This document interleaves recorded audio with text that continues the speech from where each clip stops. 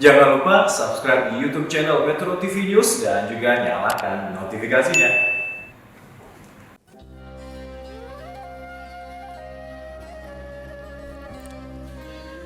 Bismillahirrahmanirrahim. Assalamualaikum warahmatullahi wabarakatuh. Alhamdulillahirabbil alamin. Allahumma salli ala Sayyidina Muhammad wa ala ali Sayyidina Muhammad wa barik wa sallim. Pemirsa yang dirahmati Allah, ketika Allah Subhanahu wa ta'ala mencintai suatu kaum, maka tentunya Allah semacam tidak rela membiarkan kaum itu lewat begitu saja. Kaum itu tenang dan diam begitu saja. Karenanya Rasulullah Shallallahu Alaihi Wasallam bersabda, "Idza ahabballahu qauman ibtalahum." Jika Allah mencintai satu kaum, maka Allah pasti akan mengujinya. Karenanya kita sama-sama tahu ketika kita mendapatkan ujian, maka kita akan mengatakan bahwa Allah sayang kepada kita. Kita lagi diuji ibarat anak sekolah. Mau naik tingkat tentunya harus mengalami dan mendapatkan ujian. Pegawai yang akan naik jabatan akan ada ujiannya. Jabatan pun yang ingin lebih tinggi jabatannya tentu ada ujiannya. Karenanya kita saat ini sedang menghadapi ujian. Wabah yang kita hadapi saat ini merupakan ujian dari Allah Subhanahu wa ta'ala. Tentunya Allah sayang kepada bangsa kita, bangsa Indonesia. Dan sesudah ada kesulitan, pasti ada kemudahan. Karena itu kita ingin mendapatkan kenaikan kelas yang berprestasi. Sehingga kita sama-sama mengetahui bahwa dengan adanya wabah ujian yang dihadapi oleh negeri ini, kita tahu pemerintah kita sedang berupaya keras untuk mencari solusi supaya keluar dari ujian ini dengan membawa prestasi yang baik. Inilah yang diharapkan oleh negeri kita insya Allah. Karenanya terkait ujian ini Allah Subhanahu wa ta'ala berfirman dalam surat Al-Ankabut, A'udzubillahi minasyaitonirrajim. Ahasiban nas ayyutraku ayyakulu amanna wa hum la yuftanun. Apakah Anda mengira ahasiban nas ayyutraku ayyakulu amanna? Apakah Anda mengira wahai manusia, kamu mengatakan beriman, dirimu lidahmu mengucapkan saya beriman, fahum la yuftanun, tetapi tidak sedikit pun diuji? Tidak bisa demikian.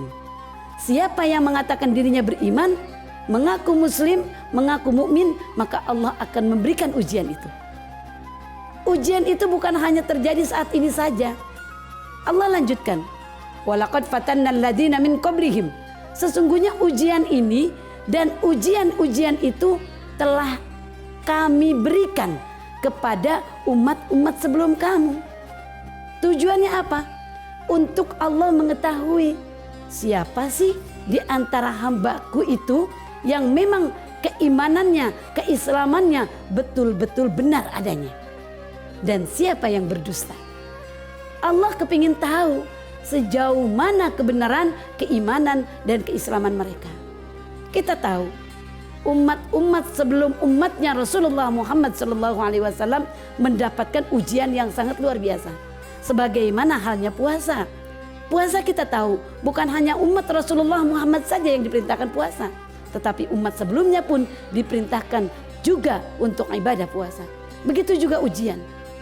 Ujian yang Allah berikan bukan hanya kepada umat Rasulullah Muhammad saja, bahkan para nabi-nabi yang begitu luar biasa menghadapi ujian, yang bahkan Allah sebutkan karena luar biasa tabahnya dan bertahannya dan tidak pernah mengeluh, maka Allah sebutkan para nabi yang mendapatkan ujian yang luar biasa itu dengan sebutan ulul azmi.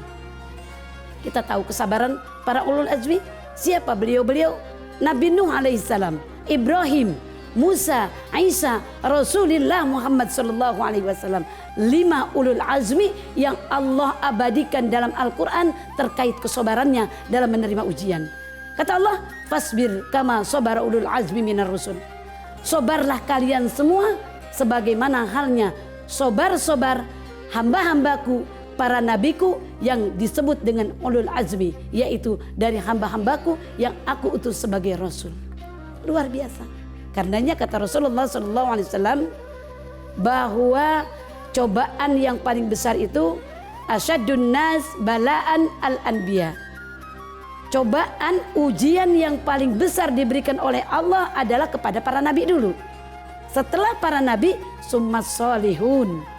Setelah nabi selesai, nabi lewat dalam ujian itu, maka hamba-hamba Allah yang soleh. Setelah hamba-hamba Allah yang soleh, yang mempertahankan keimanannya, kuat dalam ujian, maka kata Rasulullah, summal amsal fal amsal.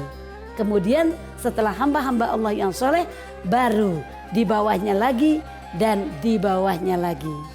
Mudah-mudahan kita termasuk hamba Allah yang dapat menerima ujian, tetapi mampu untuk bertahan, mampu untuk bersabar, sehingga kita termasuk hamba-hamba Allah yang dicintai karena kesabaran kita, dan yang lulus dalam ujian dengan membawa prestasi. Karenanya Allah sampaikan, la yukallifullahu nafsan illa wus'aha. Tidak akan diberikan ujian kepada seorang hamba kecuali dalam kadar kemampuan hamba itu menerimanya.